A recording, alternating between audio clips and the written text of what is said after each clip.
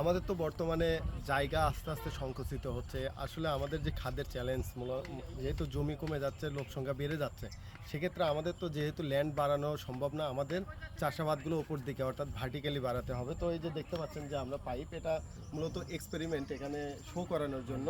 এখানে মূলত পাইপে আমরা চতুর্সাইড এটা কিন্তু আমরা হিট দিয়ে এইরকম আমরা খাস কাটার মতো বানাইছি, যাতে করে এর ভেতরে আমরা এই যে দেখতে পাচ্ছেন কলমি শাক দেওয়া হয়েছে, এবং এর পাশেও দেখেন কলমি শাক দেওয়া হয়েছে, এবং ভেতরে একটা পাইপ দেওয়া হয়েছে। এই পাইপটা কিন্তু ফাঁকা, ভেতরটা পাইপের বাইরে, এবং এই পাইপের মাঝখানে কিন্তু মাটি দেওয়া হয়েছে।